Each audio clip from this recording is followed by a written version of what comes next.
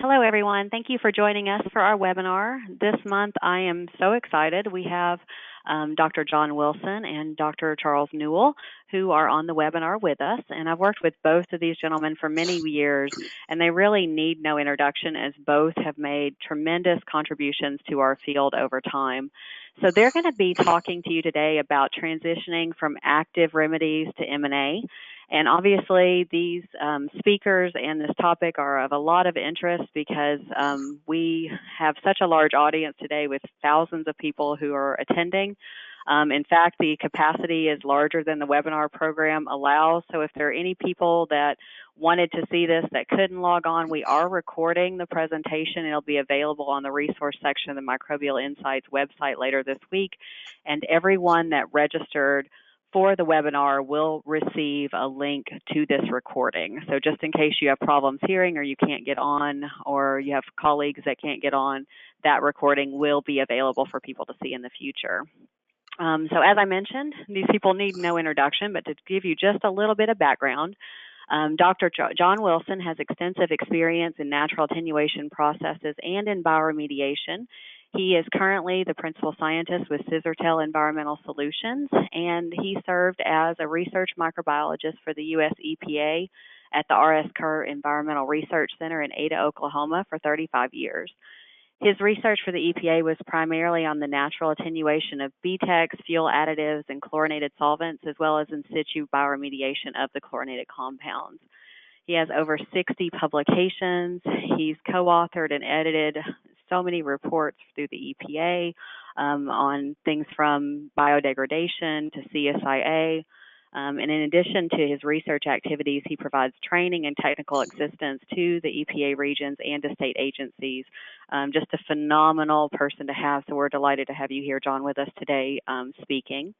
And then also we have Dr. Charles Newell, who's the Vice President of GSI Environmental. He has more than 30 years of experience managing environmental engineering projects, has a wealth of knowledge. He's a member of the American Academy of Environmental Engineers, NGWA, an adjunct professor at Rice University. And his professional experience includes site characterization, groundwater modeling, NAPL, source zones, remediation performance, risk assessment, natural attenuation, bioremediation, just a phenomenal amount of experience. So putting these two together really is just an incredible webinar that I hope you can enjoy today. Before we get it started and I turn this webinar over to John and Chuck, I wanted to let everyone know that I have a really exciting announcement. You may have seen this come out earlier this week. Microbial Insights has expanded. We've recently acquired the CSIA and Petroleum Forensics product line from Pace Energy Services. So this gives us a greater ability to meet your customer service needs and to deliver wider capabilities in our CSIA department than we already had, and also to give you added expertise in the forensics of petroleum hydrocarbons. So I'm really excited about this new opportunity to be able to serve you better. If you have questions about this, feel free to reach out to us at info@microbe.com. So as I mentioned earlier, we are recording this webinar today. You're going to get a link that's emailed to you after the webinar.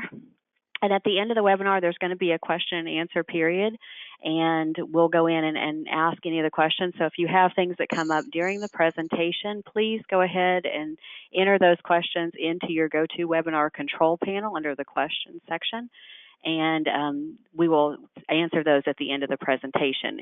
If you have questions after the presentation is over, you can also email any additional questions to info@microbe.com. So without any further ado, I'll go ahead and turn it over to you, Dr. Wilson. We're going to talk about transitioning to monitored natural attenuation. Let me take a few minutes and talk about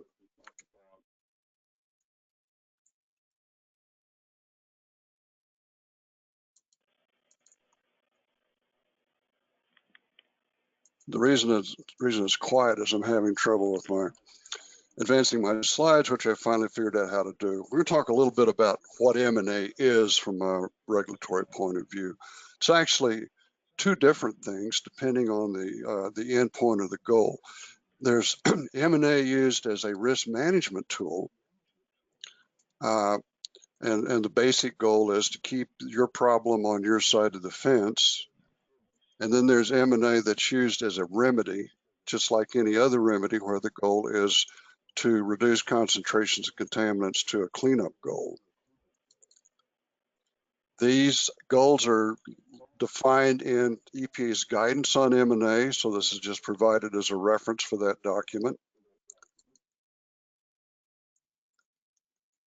And these are basically the phrases and text that I lifted out of that document, talk about what M&A is in terms of trying to address contamination and achieve an endpoint.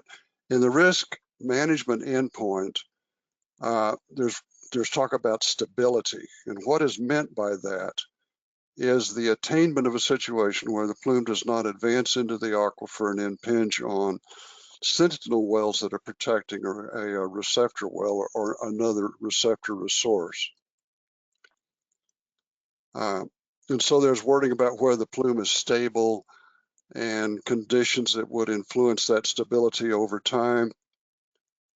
There's considerations about uncertainty and understanding the extent of the contamination, its delineation in 2- or 3-dimensional space.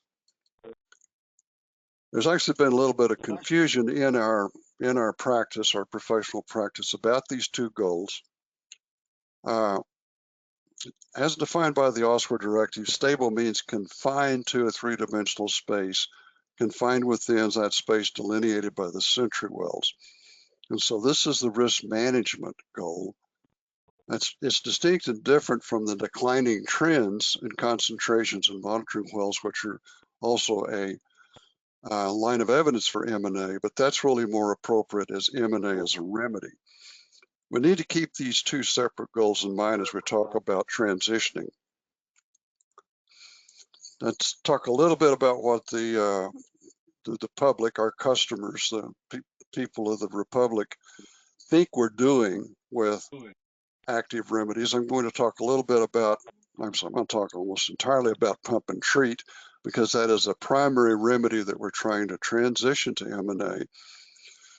So we have a plume that has a possibility of impinging a receptor. We put in a pumped well to intercept that contamination. And so this is sort of the concept people have. The pumped well gathers up the plume over time. And there's some common presumptions to this, that the contamination we're treating is dissolved in the groundwater. And as we pump that contaminated groundwater out, the amount that remains is reduced. And over time, there are fewer and fewer flow paths to the pumped well. The concentrations in that pumped well declines until it's pumped to an endpoint. The real problem, as just about everybody knows on this particular webinar, is there are prenurinating sources for contamination in most sites. And so as the pumped well evolves, contamination evolves through time, what happens is the loose dissolved contamination is in fact captured by the pumped well and removed, but then new contamination is released from the source to sustain the groundwater contamination. So most of the contamination is not dissolved in the moving groundwater at any one time. Most of it is associated with that sequestered source. And so as the groundwater is pumped, it evolves to a point where the amount of contamination is controlled by the release of new contamination. And you get to a point then where the rate of contamination rate of attenuation of contamination really is controlled by the contamination released from the source material. The man that's done the most to help me understand this is Murray Einerson with Haley Aldrich. And so I call this Einerson's observation. When you run a pump and treat system to the point where it approaches this asymptote, the rate of removal of the contaminant in units of mass per time is the rate of release of the contaminant from the source. And so the rate of cleanup of the plume is controlled not by the pumping rate of the well, but by the rate of release from the source. And so I've got my supposition on top of that, that if Murray's right and you get a system to come to equilibrium, you can actually predict or presuppose or forecast the behavior of a pump and treat system if you understand the point rate of attenuation of contamination in the monitoring wells installed in the site before pumping actually started. So I'm going to run through a case study to see if Wilson's supposition of Einerson's observation actually holds together. This is a Superfund enforcement on the large plume of TCE in downtown Albuquerque, New Mexico. New Mexico and most of the Intermountain West is in water famine. Water is precious, and every drop is fought over and litigated. And so this is a pretty high-profile site. This is a depiction of the distribution of contamination at this particular Superfund enforcement action before a pump and treat remedy was put in place. The upper left is plan view. To the right and to the bottom are cross sections showing the distribution of contamination in an aquifer, actually a system of aquifers, stacked aquifers, deposited from alluvia of the Rio Grande River. And so these are the distribution of a number of monitoring wells that was installed at this site before the pumped well initiated a pump and treat remedy. And so you can see that these wells are situated in the hot spot of contamination along a flow path to the pumping well. And so I extracted first order rate constants, K point rate constants, for concentrations in these 6 monitoring wells.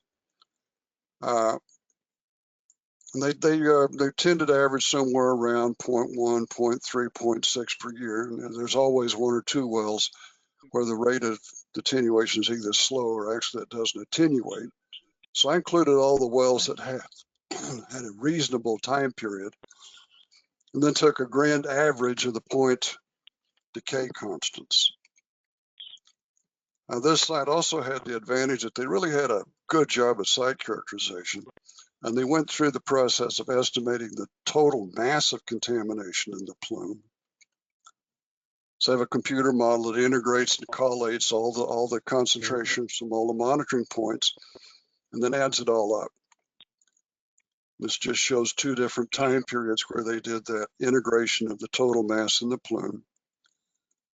And then the M&A report provided data for 7 years where they estimated the total mass of the plume. That's the data above that blue line. And this basically just a expanded view of the data then that I put a rate constant through.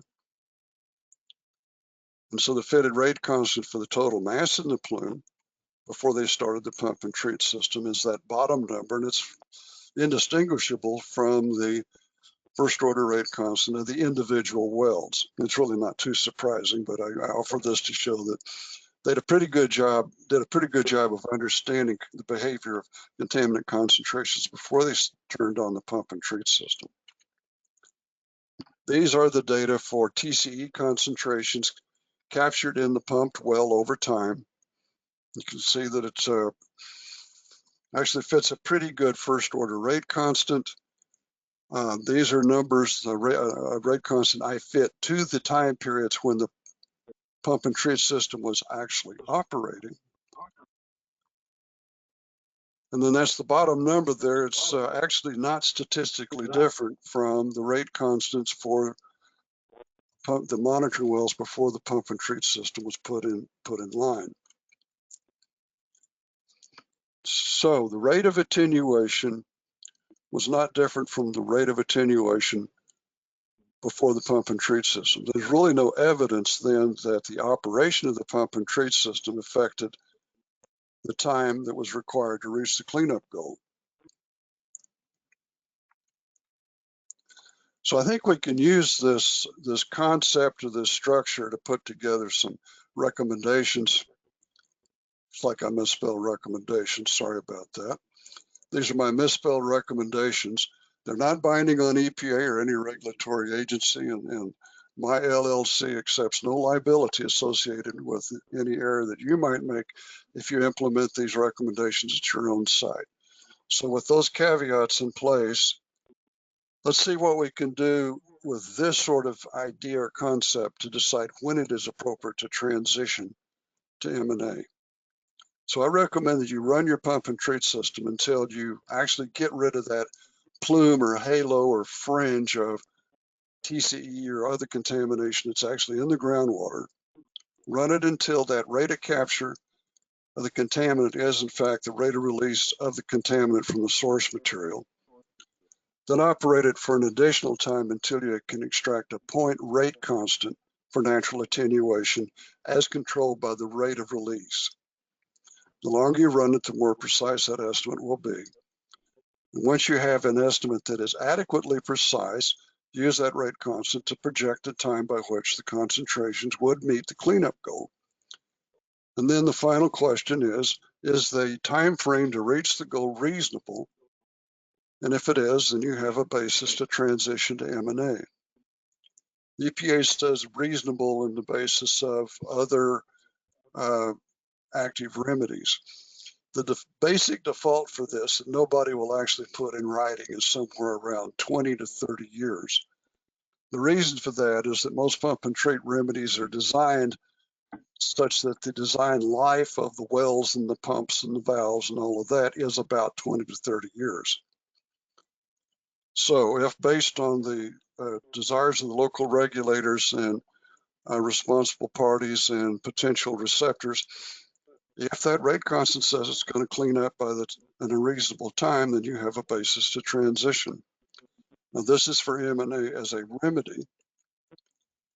If you're going to transition to M&A as risk management, then again, you operate the system until you suck out all of the stuff that's in the water. Then you go through a traditional M&A risk evaluation process to see if the natural attenuation processes will prevent contamination reaching your receptor. And if the prospects that it will prevent reaching the receptor are acceptable, then you have the basis to transition to M&A.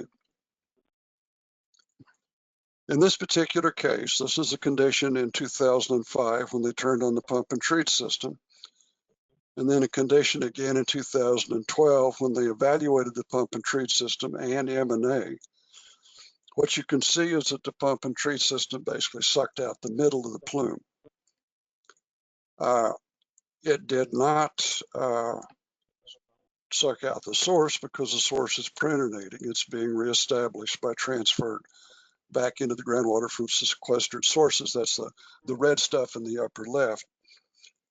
And the natural attenuation process has prevented the further migration of the leading edge of the plume toward the sentinel wells. In fact, if you look at it closely, you'll see that the leading edge of the plume actually retreated due to the action of the M&A processes. So this is the concept that you want to attain to determine whether you're getting benefit from the investment in an active treatment system and whether it justifies a transition.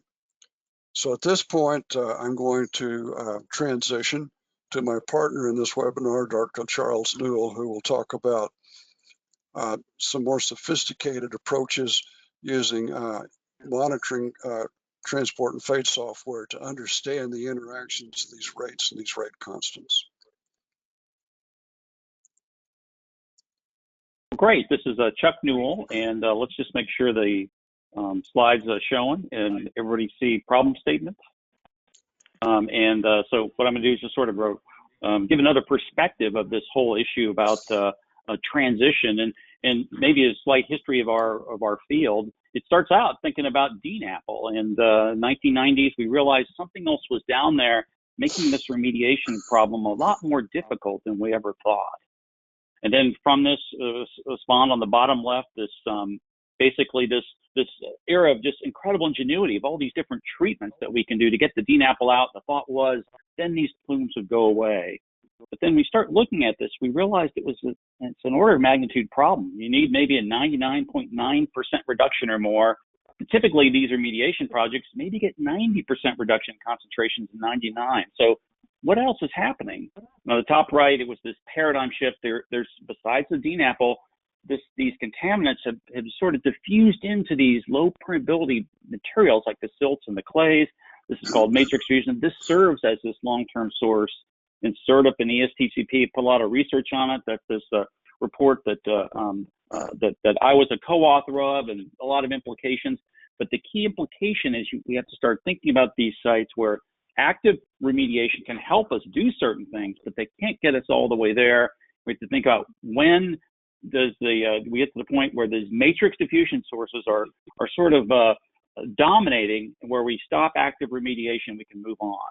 So I'm going to talk about three different things, a little bit about using a computer model to understand matrix diffusion and maybe help decide when to do this transition, a little bit about mass flux and mass discharge, and then finally a CERTIP project that both John and I are working on that will sort of devote to this idea of transition assessment. Okay, so how does one determine the impact of matrix diffusion? Well, here's just a classic paper from 1995 by Steve Chapman, Beth Parker. This is the key, in some ways, reference about matrix diffusion. It's a site in Connecticut where they had on the left there this source zone, DNAPL. They completely isolated it. And the researchers said, what happened to that plume down there? And they observed that when they went into their coring, that there was 6,600 pounds of TC in this clay silt aquitard below the aquifer itself that had diffused in there over 40 years. That's a lot. So then if you have this matrix fusion source that's sort of under that building in that picture, it's in this aquitard. So what happens? Well, if you do a conventional groundwater model and you say, I'm going to ignore the matrix diffusion, I'm just going to say that source goes away, then this is what something like a conventional transport model would tell you. Oh, that's pretty good. You get rid of that source, the plume cleans up in a couple of years, 2007, everybody's happy. So this is concentration versus time. Note it's a log scale on that y-axis at one of the red dots that's up there in the map, sort of at the far end of this plume. And so this says that if you don't worry about matrix diffusion, we can clean these sites up. But that's not our experience. That's not what's really happened. Now, if you go to 2004, and then I've extended the data on this graph, it still looks like, hey, maybe this prediction by this blue model, no matrix diffusion, is pretty good, and maybe that's what happened. But what actually did happen? Parker and Chapman, they used a research model to look at this matrix diffusion, and they said that plume could last for centuries. And for many years, I would do these talks at the site and say, well, that's where it sort of ended. And so what happened here? Just recently, we worked with Dr. Parker and Steve Chapman, and actually got some data. So what happened to the concentrations? Did they go down, and did the plume clean up in 2007? Or did you see what we call the long tail due to this matrix diffusion? And here's just some new data. I think this is the first time we're actually showing it, that this site, again, these are monitoring wells. It's sort of the far end of this plume. And then if you look over this long period of time, what happened to these concentrations? And these concentrations after about 2003, about the last 15 years, have been really, really stable. And so if you hadn't considered that matrix diffusion, you'd have thought, well, that plume should be cleaning up. But when you think about the matrix diffusion, you can understand why you see this long tail. So how can you better understand this? And one way is using computer models. And there's a new computer model called RemCore MD. That stands for matrix diffusion. You can Google ESTCP RemCore MD. It's free. You can get it down, written by Dr. Ron Falta at Clemson University. Shala Farhat at GSI helped write the interface for this, or she wrote the interface. And it has these 6 data that you put in there, and part of it's doing the heterogeneity, the matrix diffusion piece, number 4. You also can put in plume biodegradation. Those molecular biological tools are really helpful here. But then if you put this in there, then you can model this. And at this Connecticut site, this is what we saw as the red line. Same graph. That blue line's wrong. That's the no matrix diffusion case.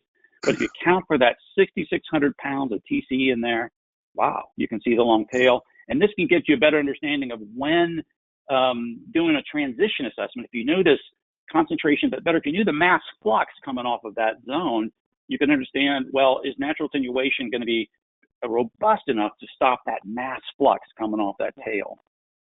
Let's talk a little more about mass flux, and just real briefly, there's 2 versions of the world. There's a concentration perspective and a mass discharge perspective. Let's say I've got 2 sites. Site A, it's a really big source.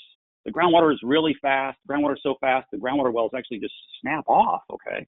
And on the right, though, is a tiny source. The groundwater is almost stagnant. But if you think about this from the lens, I'm just a microgram per liter person, you say, well, both of these are the same. But if you count for the size of the source, if you count for the speed of that groundwater, then all of a sudden you can say, site A, I'm going to call that a mega site. I mean, it's really big. There's a lot of mass that's flowing potentially to this receptor.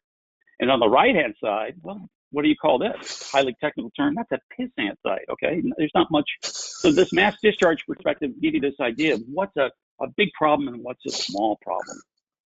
Now, how do you develop this? It looks something like this, is you're going to get mass flux. This is the definitions. This is what the ITRC mass flux document tries to stress, is it's the mass per area per time, okay, that's out in there. And so if you integrate that, and that's why I have Sir Isaac Newton here, he will look at this and say, well, if you take that mass flux over that area, then this plume has a mass discharge of, say, 1.5 grams per day. And that's our key metric, is this mass discharge in terms of mass per time. And just a side note, when I was getting a picture for Sir Isaac Newton, I found two amazing things. First, he didn't call calculus. He called it, this is just glorious, the method of fluxion. So that was the first thing I learned about the guy. And second is he had really, really great hair. So our key point here is that doing this mass discharge, you sort of get the mass that goes through this vertical curtain or vertical plane. At any one time, we're talking about grams per day, and you can do a lot with that. Now, one way, and John talked about this is sort of what some of the work that Murray looked at with pump and treat systems, is if you know say of a pumping well, and it's completely captured a plume, well, one of the methods you can get this mass discharge number is just by getting that flow, multiply the concentration in the well, and look at the units, they cancel out, doing grams per liter times liter per day, that will give you this mass discharge in grams per day. So you can get this information from a pump and treat system, and then that can be used to help understand just how strong that remaining source may be if this pump and treat system is only capturing stuff from matrix diffusion. Now, how can you use the mass discharge number? It's sort of the backwards calculation. So if I've got this plume going 2 grams per day that's heading to this extraction well, it's pumping at 600 liters per minute. I just do this division, mass discharge divided by that flow. Hey, the concentration of that well is going to be 2 micrograms per liter. Now, I got to stress, this isn't really the key fundamental way you think about a site. All of our laws are written with, say, concentrations in the aquifer. This is more of a supplemental, more of a supporting thing to do, but can really help you sort of assess risk in this supporting type of a role. The last thing is that what does it take to impact a well? Let's say we're talking about a contaminant with an MCL of 5 micrograms per liter. We've developed a plume classification system, sort of like a Richter scale. And if you have anywhere between 1,000 and 10,000 grams per day, we call that a MAG 8 plume. The biggest plumes are MAG 10. But this says that if that went into a stream with a mixing zone and a flow about 100 cubic feet per second, man, then that would all get below this MCL. You need a MAG 5 plume, 1 to 10 grams per day, to knock out a municipal well. If that municipal completely captured that plume. And if you have this, well, pissant plume, a MAG 2 plume, that's a 0.01 to 0.001 grams per day, then that you need something that size to knock out a domestic well pumping 150 gallons a day. So that's sort of how you can use this mass flux to gauge impact, not as the primary way, but as this sort of supplementary information about it. So we talked a little bit about modeling, REM-ChlorMD, a little bit about mass flux, Isaac Newton, and mass discharge. And now I'm just going to talk about a CERTA project that John and I are starting, led by Dr. David Adamson at GSI. And basically this DoD research program is really focused on transition assessments. And they funded 1, 2, 3, 4, 5, 6, 7 different projects, and very bottom, well, not just in terms of the numbers they had in there. So I'll talk about this project that we're just starting, transitioning from active remedies to monitored natural attenuation.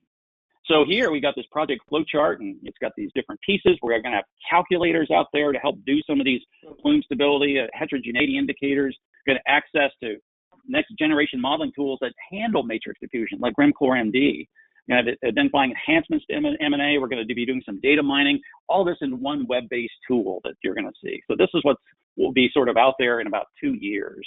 Just a couple things with some of the calculators. And one thing we want to do is come up with a matrix diffusion index. And again, this is sort of our idea of indexes and Richter scales and things like this. We like people to be able to put geologic data from boring logs in their site and say, oh, the matrix diffusion index is 1. It's sort of like this uniform sand and lab column. Pretty rare out there in nature. But then you may, if it's a 6, its matrix diffusion is so strong that if you do these injections of amendments, for bioremediation, that may not help you that much because those matrix diffusion sources are so strong. So that's our idea of this matrix diffusion index that we'll develop that people can then say, oh, I'm a 4, I'm a 2, something like that. Next is we're going to do a lot of data mining based on a lot of historical concentration versus time curves. And we're going to give people, they're going to put in data about their site, and we're going to say, you're most like this one site of a 235 site database we have for chlorinated solvent sites. And this is what happened at that site. And these are the error bars that you might see. So we're going to make that on the web, make it easier for people to say, well, who's marched before me? Who tried to do a remediation at a site like mine? What happened? And we'll show you, did it rebound and things of that nature. And finally, here's this next generation computer models. We're going to focus on different ones, but RemChlorMD, which I'm showing here, is one of them. And again, we're looking at use these models to help decide when you make that transition from active to some sort of longer term monitored natural attenuation. When does active remediation reach this point of limited additional benefit? So we're going to show flowchart and videos, but there's going to be a lot of key breadcrumbs in there to tell people how do you actually use these things, and things like these molecular tools would be one way. How do you put those into the models? And then how do you account for the matrix diffusion at your site? So that's what we have there. Put it all into one big web-based tool so you can go up there and look at it. And then so you go to the different problems and different modules and see what you have in there. So just to wrap up, that pump and treat data, computer tools, they can help you evaluate mass discharge from matrix diffusion sources. And maybe that's the key idea for what, if you have that mass discharge, and what the impact would be to receptor wells or to streams or some other receptors that are down there. And then this can be, that mass discharge can be one line of evidence for making the transition from intense active remediation to something that's more passive. And this web tool that's just now starting, and we'll make this a lot easier to do with these different calculators, these tools, and things of that nature. And that's all I have right now for the talk.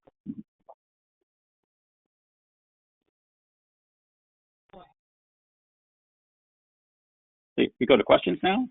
All right. Thank you, Chuck and John. That was an excellent presentation.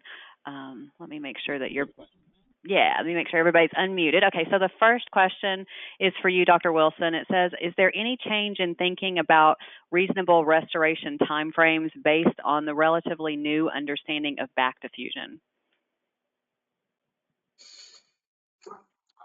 Not to my knowledge, but it's obvious there should be. The important thing to say about that is reasonable time frame is site specific.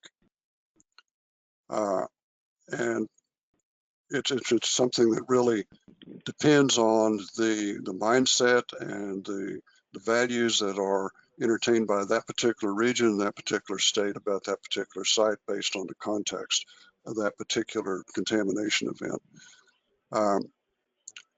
The thing about back diffusion really is it's made us realize that pump and treat cannot, in many environments, achieve what we expect it to achieve as a remedy. And so it's a reality check of this is what you want, but this is what you can really have.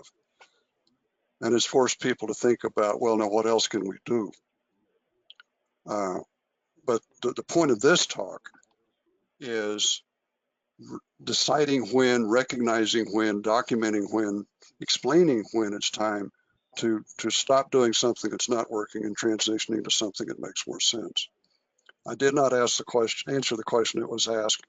I played a political trick and redefined the question, but I don't apologize for that. The reality of it is that we have a very disparate, widely distributed set of views about this. There's no coalescing on one particular point of view. It is very site specific.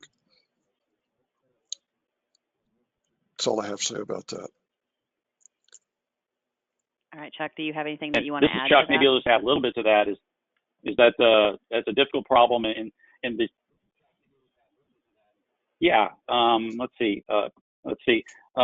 Just a couple of the things is that the sort of project that I mentioned at the very beginning talked about some of the implications about matrix diffusion. And one of them that it's a management and regulatory problem as well, and that we have these what I call the laws of society that say we got to get everything down to MCLs in a short period of time. But the laws of nature say that's going to be really difficult. You're really talking multiple decades or even longer. So there's this conflict in them. And I think the way to get through this is try to say we want to do some sort of active remediation to get the site sort of in a better place, and then let M&A take care of it. So the reasonable time frame is more that first period of just trying to get this place where monitored natural attenuation can take it the rest of the way, because it's going to be a long, long time. Dora, can I add something to my comment? I guess I'm live. The reasonable time, the reasonable time frame, as originally put forward by EPA, had a supposition that the active remedies were in fact effective, would achieve the goal. And since the active remedies most of the time don't achieve the goal, then that question of reasonable becomes a little less hard to define, or a little less more difficult to define. So there's a basis to reconsider it, but the original question is, has that affected it? And I don't think it has. I don't think the perception has been moved, even though, as Dr. Newell pointed out, what we want and what we can have are two different things. Okay, I'm finished speaking.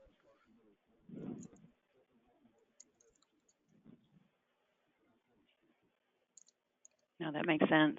So Chuck, can you talk a little bit about matrix diffusion from areas down gradient of the source and how strong you think this might be and the impact it has on our models?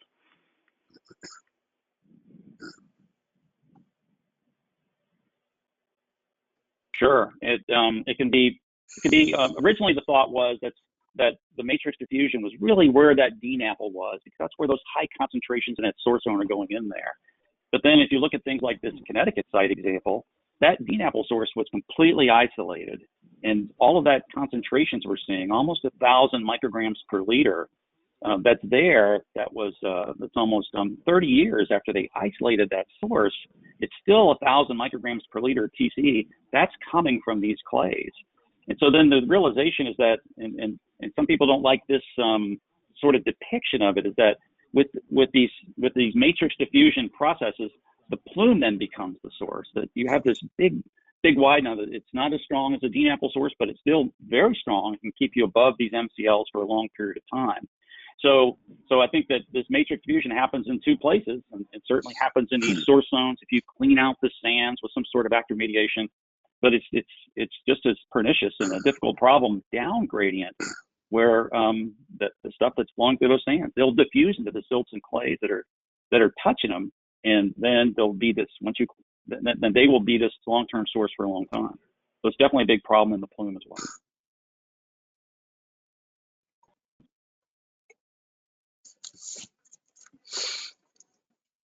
John, do you have anything to add to that? I don't.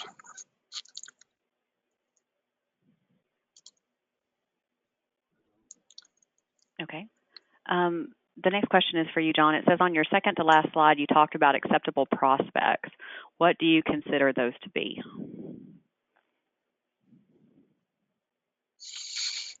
Well, again, that's a site-specific situation. In the example site that I talked about in Albuquerque, they built a very solid case for M&A by looking at a number of different processes and trying to associate rate constants with those processes, and then use computer models to project the consequences of those attenuation processes forward in time to predict it. I'm sorry, can you hear me? Okay, I'll start again. Yeah, you went out for just a minute. Can you repeat that? I'm sorry. I can hear you, John. We're talking about we're talking about how to evaluate acceptable prospects. There's a process that has evolved in the United States to evaluate M&A, and it's a combination of computer modeling and, in some case, microcosm studies and geochemistry of the water and molecular biological tools, and some of the new approaches like the work with carbon-14 assays that's developed in Dr. Friedman's lab in Clemson, a variety of different points of view, work using compound-specific isotope analysis. But what you're trying to do is document that there is, in fact, something out there that's removing the contamination in the aquifer at a rate that would prevent the contamination front from moving forward to impact a receptor. And it works best if you have more than one logical approach to document that process. If you have several different lines of evidence showing that whatever that is, that something is actively acting to attenuate the contamination and prevent the advancement of the contaminant front. Combination of computer modeling, molecular biological tools, CSIA, and probably most important thing, a true and valid understanding of the geological context that supports the flow of groundwater. But you put all that together, and if it all holds together, intersupporting, interconnecting lines of evidence, then you make your case. Then that's the natural attenuation part of monitored natural attenuation. The next step is you watch it for a while and see if your site conceptual model with the computer stuff on top of it, with the lines of evidence on top of that, if it's working, if it's behaving like you think it should behave. And as long as it continues to behave like you think it should behave, you've got monitored natural attenuation.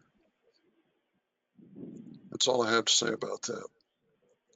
All right, perfect. Do you have anything to add to that one, Chuck? I think that sort of covers it in terms of the, these issues with matrix diffusions and the problems with trying to manage it. All right.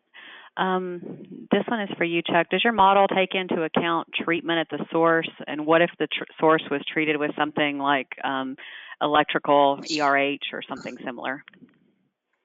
So that's a good question. So I'll just go back to this basically this REMChlor model. And the short answer is yes, that under number 8, if it's still on the screen here, is that it allows you to do this source remediation. So it goes in there and it says you put in the year that the source started, in this case, 1952. Then for this Connecticut site, you say in 1991, I'm effectively removing all of the mass from that DNAPL source, 100%, because they isolated the whole zone with this sheet pile, this interlocking sheet pile with these gaskets. And so, yeah, you can go into, and this is a key advantage over some of the other models like BioChlor or BioScreen, which were just natural attenuation. And as Dr. Ron Falta says, no, let's just go in there anytime after that source is put in there, and you can take out all the source or take out 50% of the mass of that source, and then see what happens. In addition, under number 6, you can experiment. Well, what if I do plume biodegradation, and I go ahead and do some sort of injections of lactate or something else, and so for different zones in the plume, you can really turn up those degradation constants and see how that affects it, and also see if those effects are permanent or does the effects of matrix diffusion eventually come out. Now, regarding the different technologies that in the study that one of the studies that I showed in the very first slide is what we call the triangle chart, which looks at 235 different sites, and they included things like thermal treatment, I think, which was part of the question. We looked at chemox, but one of the questions we had in that study, and let me just go to that slide here that we're going to do as part of the CERTA project, is we're going to, if people are interested in doing, some sort of source treatment, we can say, well, what happened when they did it? Is thermal treatment a lot better than the other ones? Our stats from these 235 sites, and we had about 25 thermal sites, I think. We had about 90 biodegradation sites treating the source zone. Thermal was better, but it wasn't statistically better. And so, but people then could use this part of this new CERTA project and sort of get a sense of, oh, well, if I did the thermal, I sort of get this result, and based on these 20 sites that are in this database, 25 sites, if I do biodegradation of the source zone, this is what happened. And so we hope to have this data mining feature in there so people can sort of see what happened before if somebody applied this to a site that's similar to me. Chuck, you never did get to the triangle site. I think it would be worthwhile to bring that up and show it to the audience. It's in one of your supporting slides. Oh, is it? Okay. Yeah.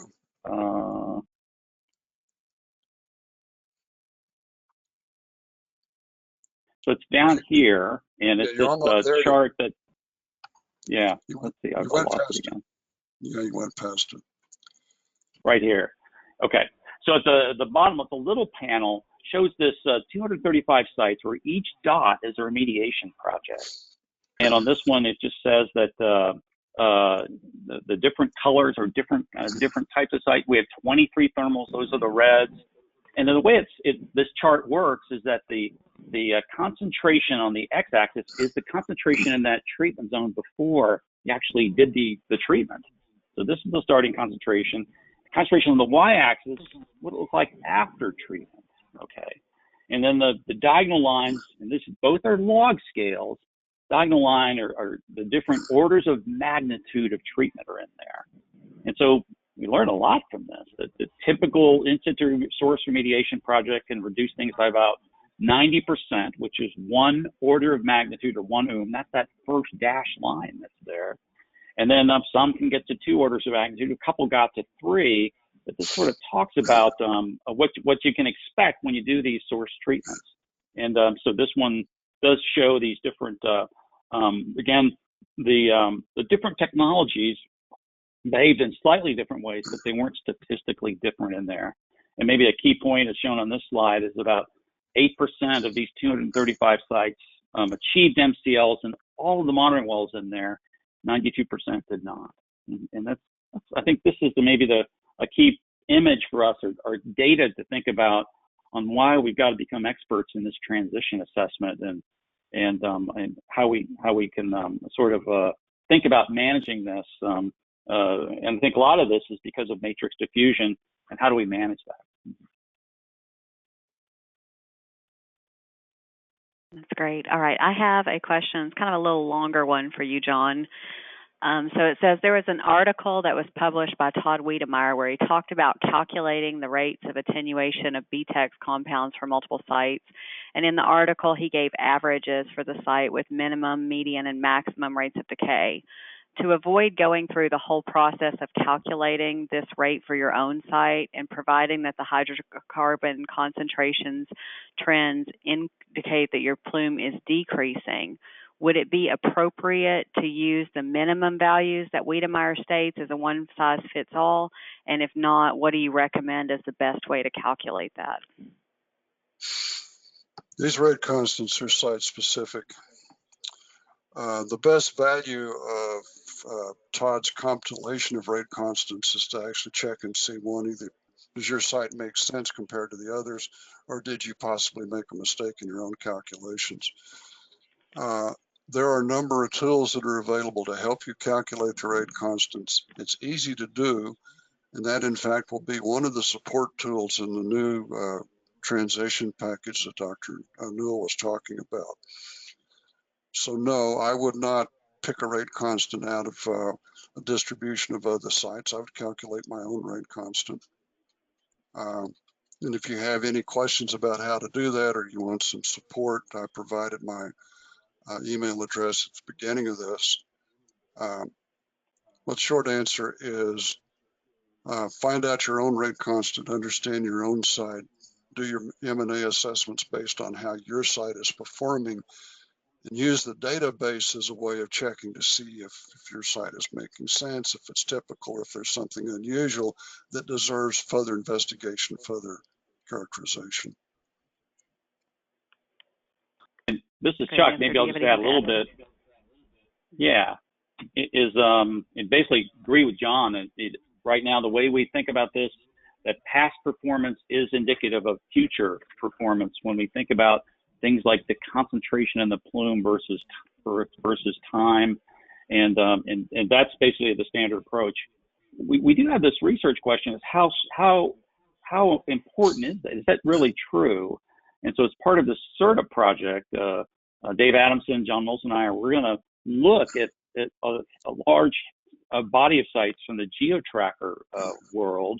This is this big California database where every groundwater sample since about 2010 has been put in this database, and we can compile these curves of hundreds or thousands of sites, and then we're going to try to just see how good is this this approach in saying that past performance does give you this leg up on predicting future performance, or does it change, or is it where just taking an average value for all 1,000 sites would be better?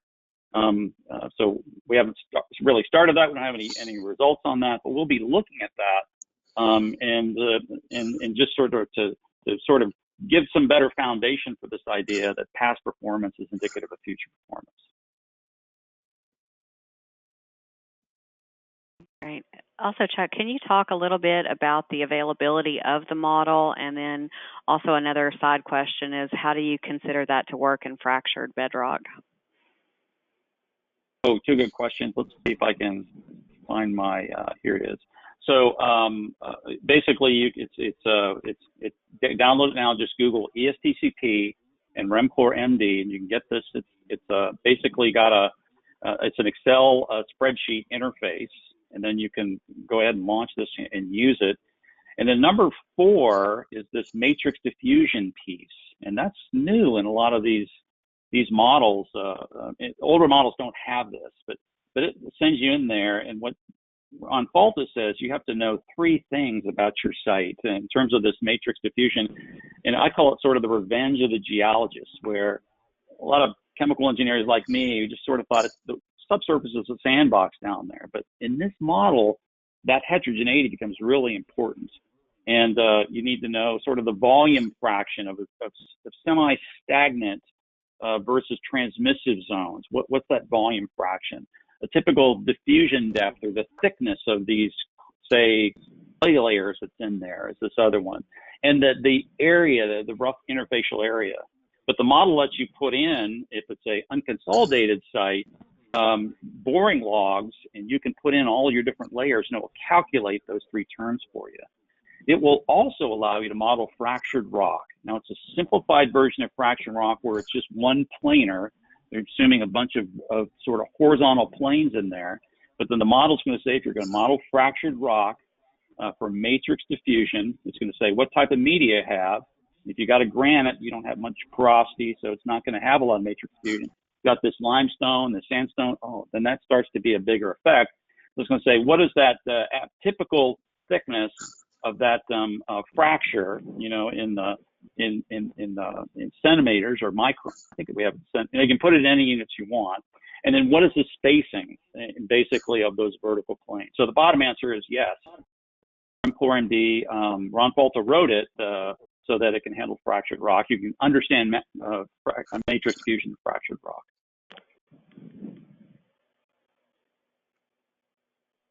Okay, John, this question's for you. Some states are now mandating cleanup levels that are 1 to 3 orders below MCL of drinking water standards for TCE and vinyl chloride. Do you know of any sites that are being cleaned up to those levels, or do you have advice on what practitioners should do to be able to clean up chlorinated solvents to these ultra low levels? If I knew how to do that, I would be rich and living in Switzerland.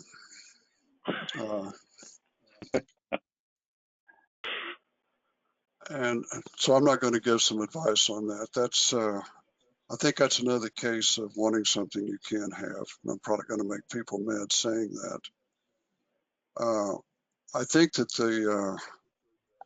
the issue of trying to clean up below an MCL needs to be something that needs to be evaluated. We live in a world that has risk in it. There is no such thing as a perfectly safe environment or an action that doesn't have more than one consequence. And so, you know, today we're in a world where we are taking extreme precautions to prevent exposure to a new virus. And it's kind of an example of a society working its way through this question of how much risk do we tolerate.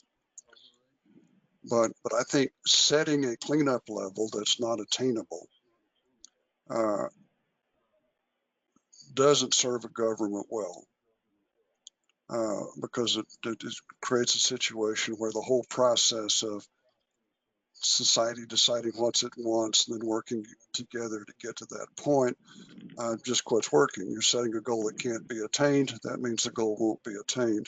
That sort of disparages the whole process of trying to attain the goal. I'll get off my soapbox about it. I wish I had an answer to that one. I think that's a good answer. Do you have anything to add to that one, Chuck? I think it's a great answer. It's this, again, this conflict in some ways, or this tension between the laws of society. They want this to happen, and laws of nature, which says if I have 10 acres of plume where these contaminants have gotten into these low permeability zones, you just can't get those out with our standard technologies very well. And so there is this tension, and I think as an industry, we've got to figure out some way to work around this, where we can transition these sites and let nature take care of those low concentrations, in most scenarios. Yeah, definitely agree. All right, this one's for you, Chuck. For the upcoming CERTIP project, for your database of remediation sites, is this going to be fixed, or are you looking for more data that will be added over time? Let's see. It's fixed right now in terms of this leveraging off this older ESTCP project. Informally, though, we're interested in getting more sites, and so in case there ever is an idea to expand it. So definitely send me an email if you got a site with some before concentrations and after concentrations in wells in a treatment zone. I have this informal database that I'm collecting in case we would want to include it in something like this project. So we'd love to see it. All right, great. All right, we'll take one last question, and then if it's okay with you, both of you, I'd like to send you some questions that we didn't get to during the webinar today. I think there's still some very good ones that weren't addressed, and if you guys answer them, then we'll put them in a PDF document that we can send out to everyone that attended. Would that be okay with both of you? Yes. Sure.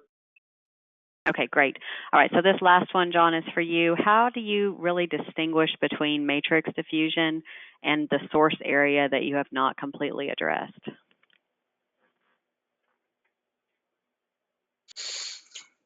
Actually, the matrix diffusion acts as a source in the sense that it transfers contamination to the moving groundwater that was not there before. So matrix diffusion basically is another source that has redistributed from the primary point of release. And so the distinction is not a useful distinction to make. Matrix diffusion in that sense is poorly named because it doesn't tell you that what is really being described is the return of contamination back to the moving groundwater. Chuck, you want to add something to that? It's a little bit. There was a document, 2006, 2010, frequently asked questions about chlorinated solvent sites. It sort of got this cover of that picture on the top right. But this is working with Tom Sale, and you think about these source zones that go through a life cycle. And the beginning one is an early stage site. That's where it does have this Dean apple that's in there. Then a middle stage site is a combination of matrix diffusion and this Dean apple. Then a late stage site, really not much Dean apple left. It's all flowed down gradient, or it's soaked into these clays and silts, or fractured rock into that matrix. And so the way you think about these source zones is there's this transition. And I think a lot of the TCE sites that we have now, many of them are in this late stage where there's not really much Dean apple there at all. And it's mostly this matrix diffusion source that's in there. But that document sort of gives some insight to this idea that these sources, like humans, evolve over time. They're young, then they get middle-aged, then they get older. And the remediation strategy is very different for those three cycles. Dorothy's time, I would like to add a few more comments to my non-answer. My concept of matrix diffusion basically is the diffusion gradient. Chuck actually showed a picture of one from the work that was done with Beth Parker's site. And I've had a number of sites where we could also map the diffusion gradient by taking very close interval measurements of concentrations in core samples. In that particular environment, you would expect over time that the attenuation of concentrations would follow a first order rate constant. And so if you get weather a site down to the point where further attenuation is first order, then I think you can say that that's very probably matrix diffusion.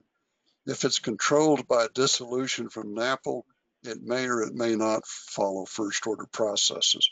And one of the powers of the model that Ron Falta developed is that they have a gamma function in the model that describes the particular kinetics of the evolution of the source. And so if you get a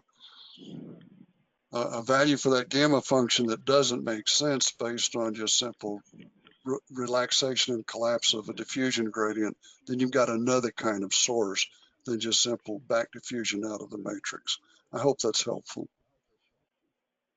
Yeah, I think that's very helpful. All right, well, thank you both so much for sharing your experience with us. I've learned a lot today, and I'm sure everyone else has as well. We do have quite a few questions, so what I'll do is I will put these questions into a document and send over to John and Chuck to go through and answer them. Once we have those answers back, we will PDF that and send out that PDF to everyone that attended the webinar today. Also, this webinar has been recorded, and you will be receiving a link if you registered for the webinar. There's no need to email us about that. That link will already be sent to you. And if you have any questions or need anything further, you can always reach out to us at info@microbe.com, and we will get in touch with both John and Chuck and get answers back to you. So again, thank you both for taking time today, and thank you everyone in the audience for being here. We really appreciate your attendance and taking time out of your busy schedules to be here with us. Thanks, John. Thanks, Chuck. Welcome. Mm-hmm. All right, thank you. Bye-bye. Bye.